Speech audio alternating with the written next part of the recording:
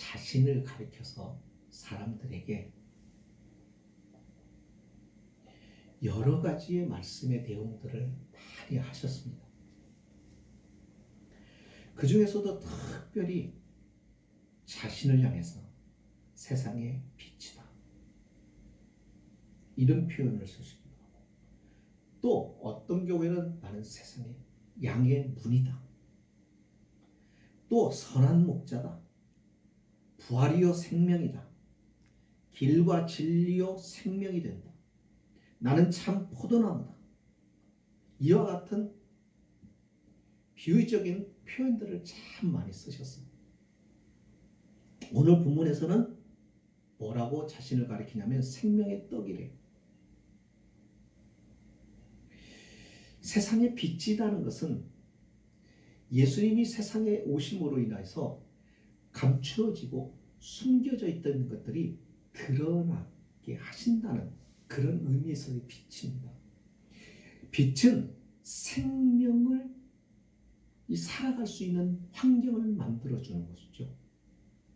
빛은 숨겨져 있는 심하게 감춰져 있는 것들을 드러내서, 그걸 밝히 드러내서 무엇이 바른 것인지 무엇이 잘못된 것인지를 나타내는 그런 역할을 합니다.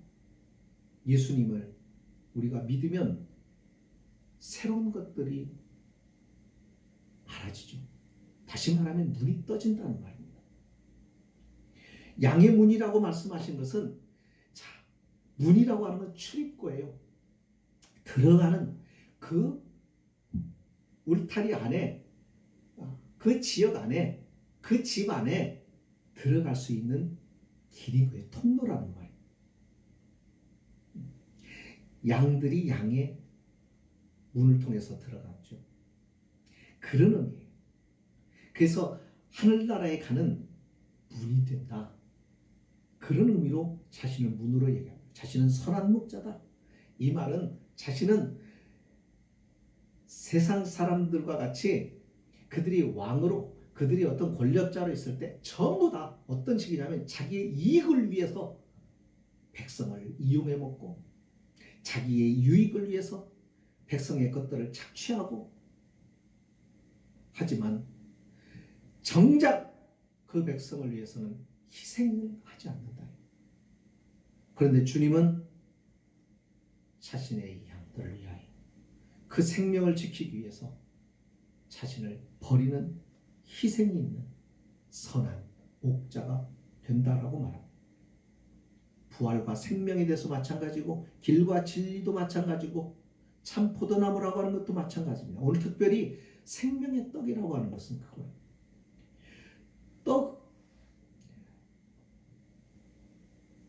그러니까 우리말로 우리의 정서로 표현해서 이 떡이지, 사실 어떤 면에서는 밥이라 표현이 더 정확한지도 몰라요. 또 다른 나라 외국 서양 사람들이나 이런 지역에 있는 사람, 빵을 주식으로 한 사람들은 아마 이게 빵으로 해석을 할 거예요. 어쨌든 생명을 주는 떡이다, 생명을 유지하는 떡이다, 이런 표현들을 쓰시는 가장 중요한 이유가 뭐냐면 이겁니다. 예수님 자신이 사람들의 필요로 하는 모든 것이 되는 분이다 하는 것을 설명을 하는 거예요. 나는 너희의 모든 필요를 충족시키고, 나는 너희의 모든 필요를 채워줄 수 있는 존재라는 것입니다. 그런 의미가 있고, 또 자신만이 하늘의 아버지께로 나아갈 수 있도록 길을 만들어주는 유일한 통로라고 하는 점을 강조하고 있는 비유입니다.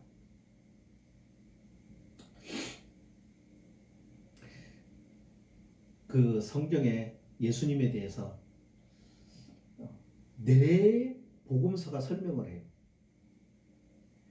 예수님에서 그러니까 마태복음만 있어서 마태가 예수님에 대해서, 일생에 대해서 설명하면 참 좋겠는데, 왜 마태도 예수님이랑 똑같은 얘기를 하고, 요한도 마가도 그렇고, 또 누가도 그렇고, 요한도 그렇고 왜 예수님의 그 일생에 대해서 그렇게 네 사람이 기록했느냐 이거죠.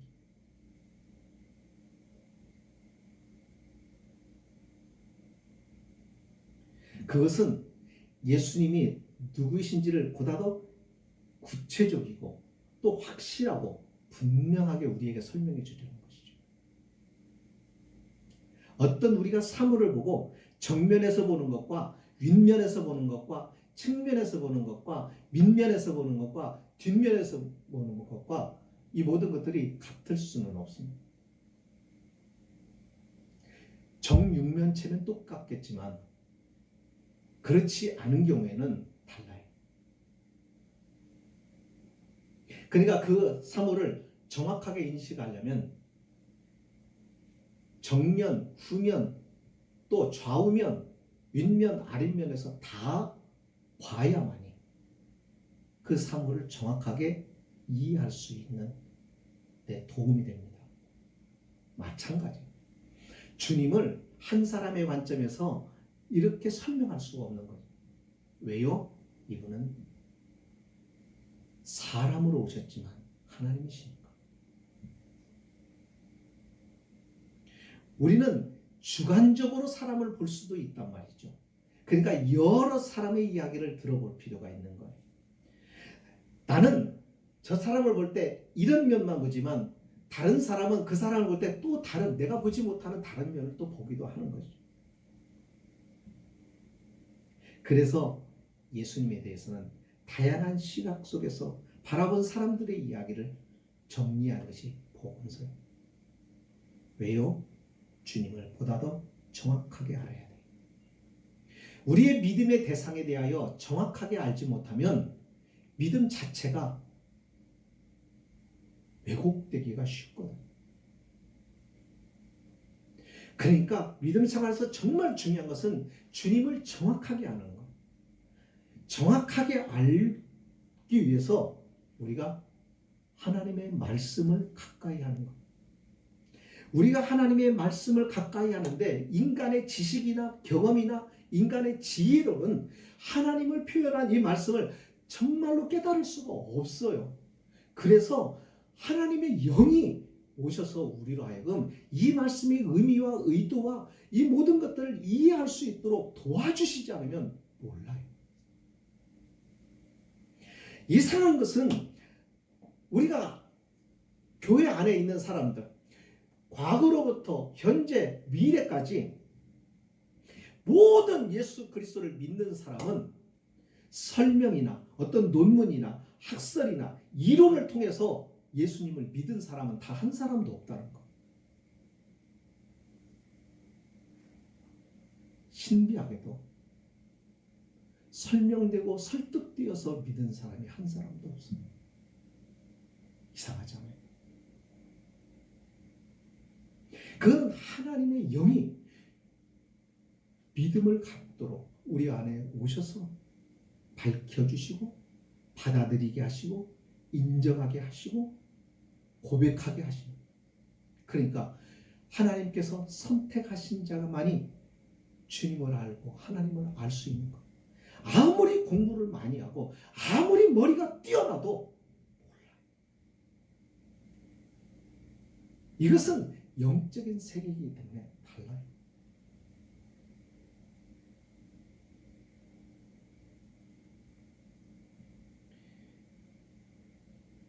우리가 잘 아는 이어령 교수도 그도 인생의 말년에서 예수님을 만나.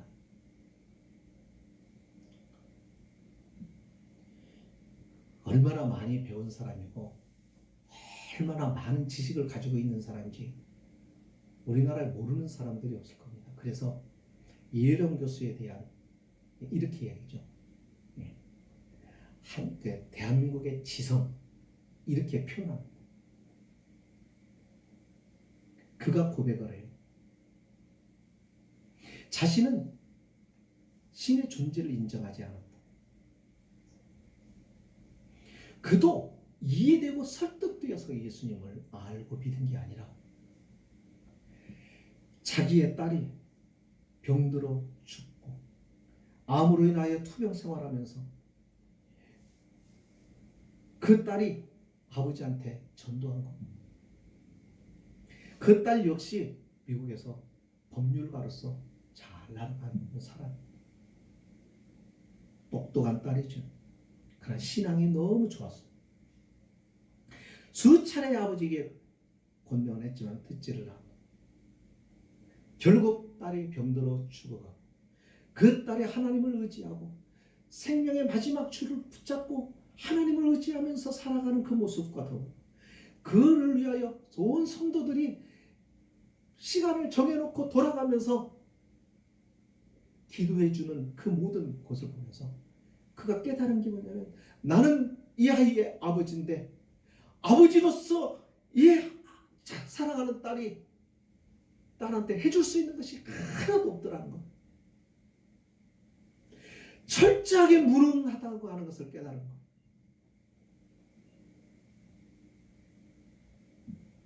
그러면서 그는 고민에 빠졌고 그러면서 그는 하나님에 대하여 궁금했고 그러면서 주님을 찾아오게 되고 주님을 만나게 되고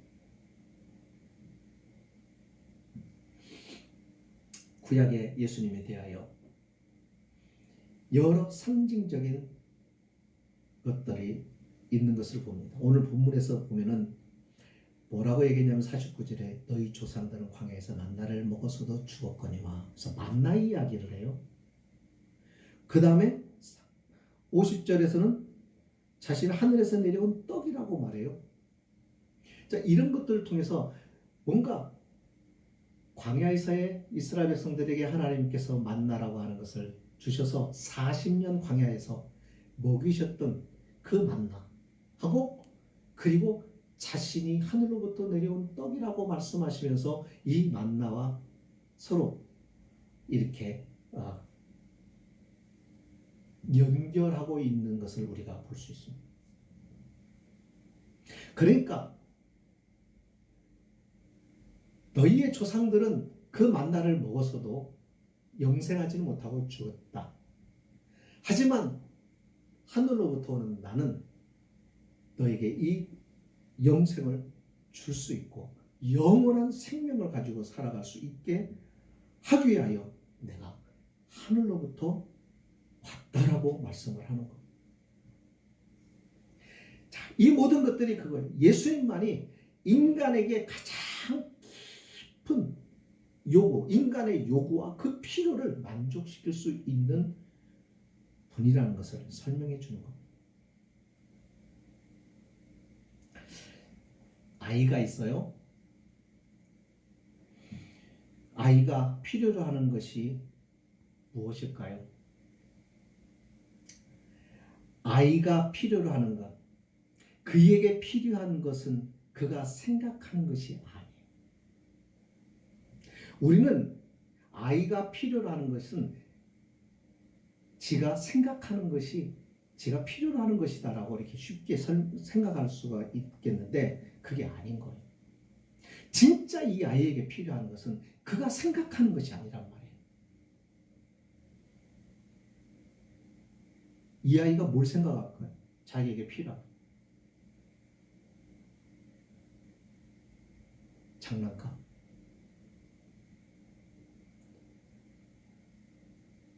빵, 갖고 싶은 거? 이게 정말 필요한 걸까요?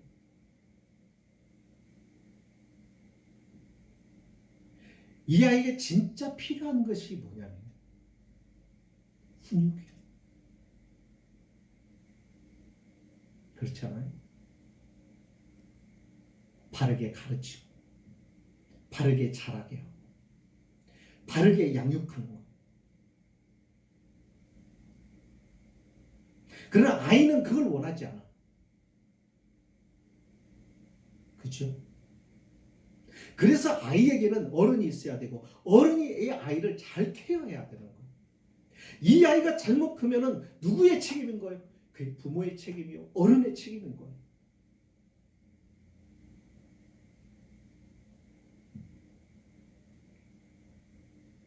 우리는 똑같은 생각을 하지는 않아요. 오늘 우리도 마찬가지다. 오늘도 사람들은 그래. 내게 필요한 것은 돈이다. 나는 진짜 돈을 필요로 한다. 돈만 있으면 돼. 정말 돈이 정말 우리에게 있어서 필요한 거예요. 생명 아니에요? 생명이 필요한 거잖아요. 그런데 보세요. 돈을 가지고 다 살 수 있어도 생명은 살 수가 없는 거. 생명은 얻을 수 없는 거. 진짜로 중요한 것이 뭐예요? 생명이라.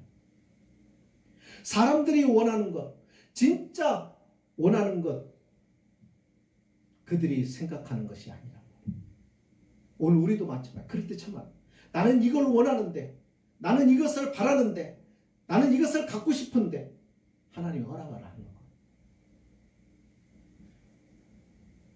그래서 어떤 사람은 원망을 해요.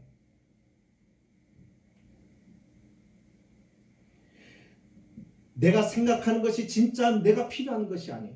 내가 생각하는 것이 정말 나를 위한 것이 아니에요. 그런 것들이 참 많아요.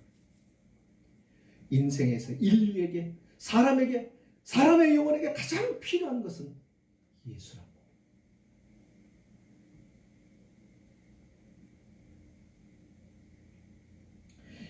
예수님께서는 자신을 6장에서 설명할 때 구약에서 사용하는 아주 전형적인 방법을 사용하십니다. 그게 뭐냐면 하나님이 자신을 이게 나타내실 때 이걸 계시라고 해요. 자신의 존재를 드러내시는 것을. 이 말이 무슨 얘기냐면 이거예요. 하나님은 인간이 찾아서 찾을 수 있는 분이 아니란 말이에요. 하나님은 인간이 공부해서 알 수 있는 분이 아니에요. 하나님은 인간이 노력해서 발견할 수 있는 분이 아니에요. 하나님이 찾아와 주셔서 자신을 우리에게 자기를 누구인지를 드러내셔야만이 비로소 그 사람은 하나님을 아는 거예요. 그래서 계시라고 하는 표현을 쓰는 거예요. 자기를 드러내는 자만이 그 사람이 하나님을 볼 수 있고 하나님의 음성을 들을 수 있고 하나님을 만날 수 있는 거예요. 그래서 구약에서 하나님이 자신을 계시하실 때, 드러내실 때 점진적으로 드러내요. 한꺼번에 확 드러내시잖아요. 예수님도 똑같아. 그래서 예수님도 어떻게 드러내시냐면 31절에서는 아버지께서 사람들에게 주신 하늘로부터 온 떡이 있다라고 말해요. 너희들을 위하여, 사람들을 위하여 하나님 아버지께서 하늘로부터 떡을 주셨다. 35절과 38절에서는 이야기를 듣고 군중들이 호기심을 가질 거 아니에요. 그 떡이 뭘까? 그 떡이 어떤 걸까?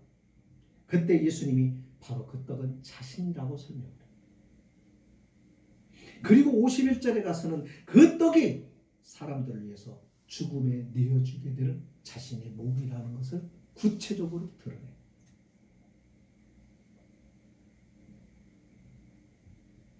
결국은 무슨 얘기냐면 자신은 자신의 몸을 양식으로 우리에게 주기 위하여 하늘로부터 왔다. 그 말이에요.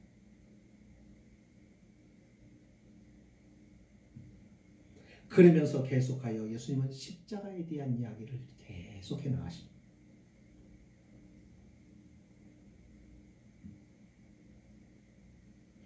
예수님께서 이 십자가의 이야기를 계속적으로 하시는 이유는 뭐냐면 이 십자가가 우리에게 엄청난 기쁨과 우리에게 엄청난 소망과 엄청난 감격을 주는 하나님의 축복이기 때문에 그렇습니다. 왜 십자가 우리에게 기쁨이 되냐고요? 한번 생각을 해봐요. 예수님이 그리스도가 십자가가 없는 그리스도라고 한다면 우리에게 그 그리스도가 필요해요? 필요하지 않아요? 십자가 없는 주님 필요한 거예요?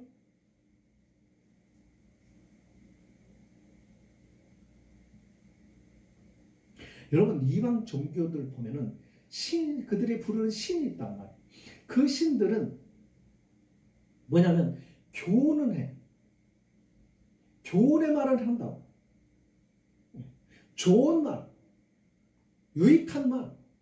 그런데 정작 결정적인 부분에 가서 줘야 할 것을 주지를 못하는 거. 생명을 주지를 못하는 거. 인간의 문제는 결핍이라. 인간의 문제는 결국 죽음의 문제. 인간은 바로 그 죽음 앞에서 모든 것이 끝나는 거예요. 생명도 끝나고 기회도 끝나고 그의 인생도 끝나고 꿈도 끝나고 모든 것이 끝나.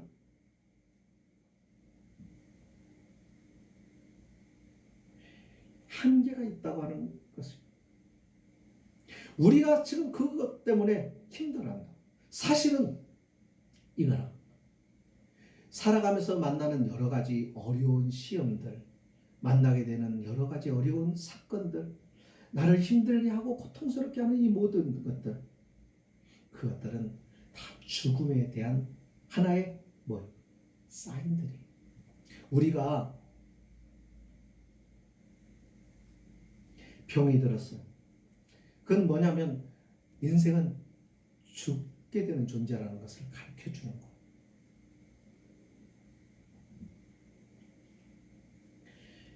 그러니까 인간은 뭘 가장 숙제가 뭐냐면 인간이 해결하고 싶은 게 뭐냐면 죽음의 문제를 극복하고 싶은 거예요. 그런데 이 문제를 극복해 해줄 수 있는 종교는 세상에 없어요. 주님밖에 없어요. 그러니까 주님이 우리의 죄를 때문에 이 죄가 문제다. 이것이 때문에 십자가를 통하여 그 죄를 값을 치료함으로 우리에게 생명을 주신단 말이에요. 십자가가 그러니까 없으면 이방 종교와 기독교는 차이가 없는 거예요. 그 십자가 때문에 다른 거예요. 십자가로 끝나버리면은 그것이 우리를 위한 것인지 누구를 위한 것인지 정말 그분이 구세주인지 뭔지 알 수가 없어. 그러나 십자가에서 끝나지 않고 그 십자가의 죽음에서 다시 살아나는 부활이 있으므로 당신이 우리에게 하나님이신 생명을 창조하시고 생명을 주장하시고 죽은 자를 살리고 생명을 주관자이신 것을 삶을 통하여 부활을 통해서 증명해 보이시고 그분이 우리를 위하여 오신 바로 생명의 주인이시라는 것을 우리로 하여금 증명해 보여주시는 겁니다. 그러니까 기독교에서 십자가와 부활이 없으면 다른 종교하고 다른 게 하나도 없는 거예요. 그러니까 우리는 십자가를 자랑하는 거예요.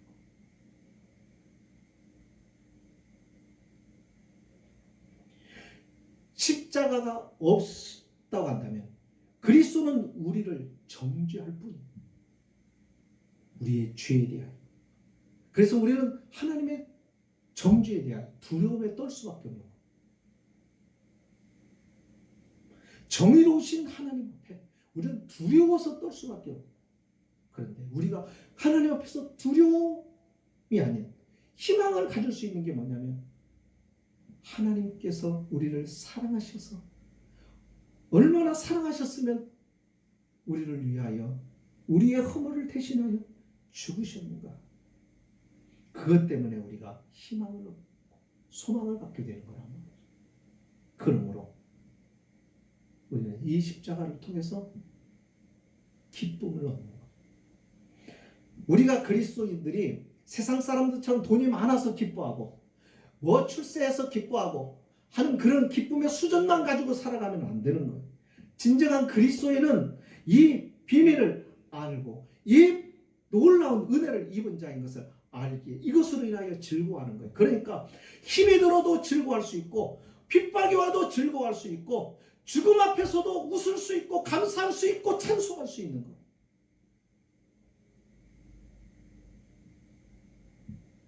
이게 신앙이라는 말이죠.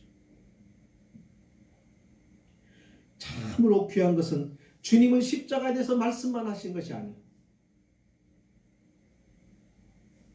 주님이 아까 기도하면서도 얘기했죠. 너희가 나를 따라오려거든 네 자신을 부인하고 너도 너의 십자가를 지고 나를 쫓아야 된다.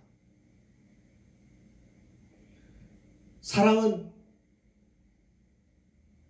친구를 위하여 죽는 것보다 더 큰 사랑이 없다. 말씀만 하셨으면 다른 이방 신들하고 차이가 없어요. 근데 주님은 자기가 십자가를 지셔. 자기가 대신 우리를 위하여 죽으셔.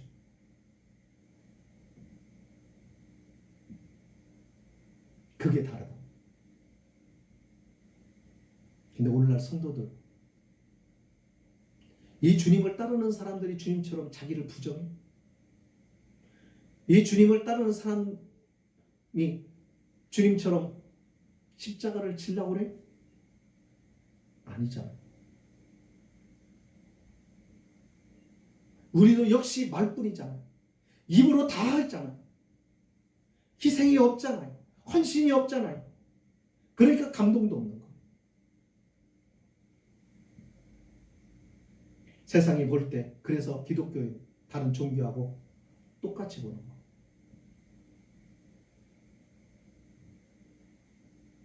그것은 하나님의 영광을 가리우는 일이에요.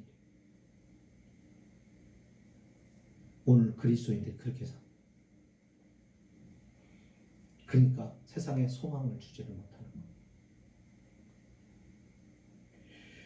이렇게 말씀하신 주님께서 오늘 본문에 우리에게 요구하는 것 딱 한 가지가 있어. 그게 뭘까?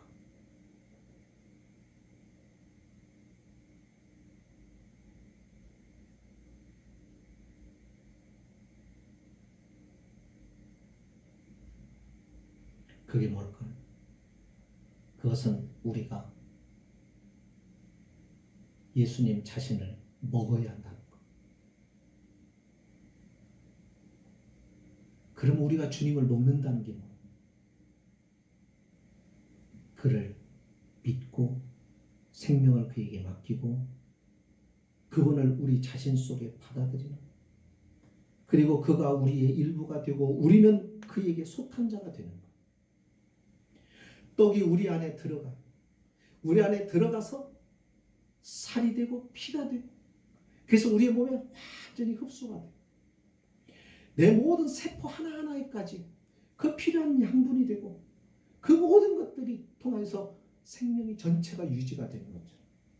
주님이 우리 안에 배어 들어가야 된단 말이에요. 자, 우리 몸에 이 음식이 배어 들어가려고 하면은 먹어서 소화를 시켜야 되죠. 마찬가지. 주님을 어떻게 먹어? 그분이 하신 말씀을 우리의 속에 집어넣는 것. 그분이 보내신 성령을 통하여 우리가 그분을 우리 안으로 끌어들이는 것. 그분이 우리 속에 들어오고 그분이 우리 안에 임재하고 그러면 우리 안에서 그분이 은혜를 베풀으셔. 이게 예수님이 말씀하신 성령이 너희에게 임하시면 성령을 받는 것. 예수 그리스도의 영이신 성령이 우리 안에 들어오시면 우리 안에서 새로운 변화가 일어나는데 그게 뭐예요? 주님이 말씀하시는, 주님이 원하시는 모습, 이런 삶으로 우리의 인격과 생활들이 바뀌기 시작하는 거예요.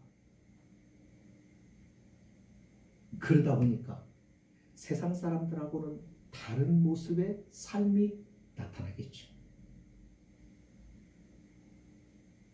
그러면 세상 사람들이 그런 우리의 모습을 보고 자꾸 의문이 생기기 시작해요. 왜 다르지? 왜 생각이 다르지? 왜 사는 것이 다르지? 왜 처신하는 행동이 다르지? 그걸 보면서 희망이 생기기 시작하는 거예요. 그들에게 소망을 갖게 해주는 거예요. 같이 고난을 받아요. 같이 힘들어요. 같은 상황에서 어려워요.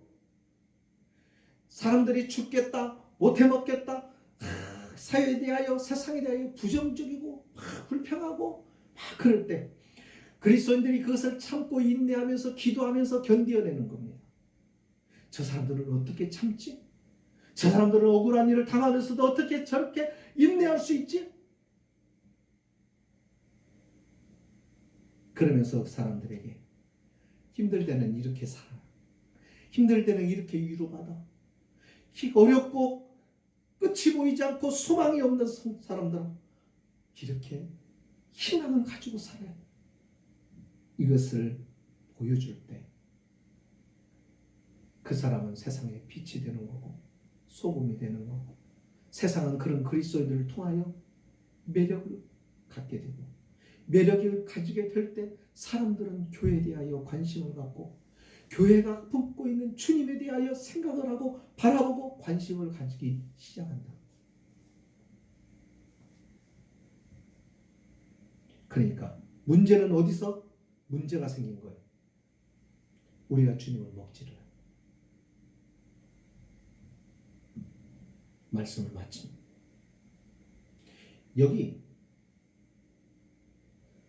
37절에 보면은 예수님께서 무엇을 말씀하시냐면 아버지께서 내게 주시는 자는 다 내게로 뭐라고요? 올 것이요. 내게 오는 자는 결코 내쫓지 아니하리라. 자신에게 오라는 겁니다. 자, 그러면 여러분은 주님께 나아갔습니까? 그리스도에 대하여 아는 것을 묻는 것이 아닙니다. 너는 예수님에 대해서 아냐? 너는 성경에 대해서 아냐? 너는 교회에 대해서 아냐? 아느냐로 묻는 거 아니에요. 예수님에 대해서 아는 것은 믿음이 아니에요. 여기서 아느냐고 묻는 것이 아니라 그리스도께로 직접 나오라는 거예요. 그리스도가 누구인지 그분이 무엇을 했는지를 아는 것이 그것이 믿음이라고 한다면 마귀도 구원받아야 되는 거예요. 마귀는 누구보다도 예수님을 잘 알아요.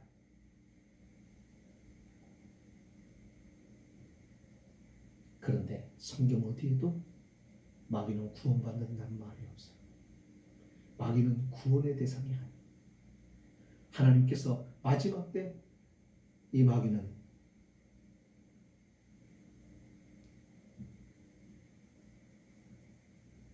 불못에 던져질 것이라고 말씀합니다. 오늘 우리가 착각하면 안 됩니다. 신앙생활은